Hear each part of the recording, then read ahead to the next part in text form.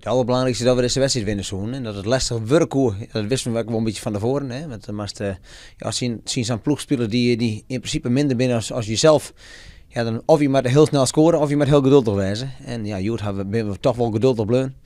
En uiteindelijk denk ik wel de terug te winnaar. We zijn door en uiteindelijk hebben we nog een redelijke score neer weten te zetten. Maar ja, echt goed was het niet, vooral het eerste uur niet. Ik heb het doelpunt gemaakt en assist afgeleverd. En in het verdedigen heb ik ook gedaan wat het team van me gevraagd heeft. Hast du vaker voor een tegenstander in de kwartfinale? Ik wil heel graag thuisvoetballen. Nee, ik heb geen voorkeur. Alleen ik hoop wel dat het thuis is. Als thuisspelers, dan maakt het eigenlijk net hier zo heel veel uit. Als thuisspelers dan had het publiek erachter en dan maakt ze altijd meer kans. We komen nu toch tegen hoe dan ook, waarschijnlijk tegen een goede ploeg. En het maakt me niet zo uit. Misschien tegen Feyenoord, je oude club? Ja, zou mooi zijn. Ja, zou echt mooi zijn. Maar we zien het donderdag.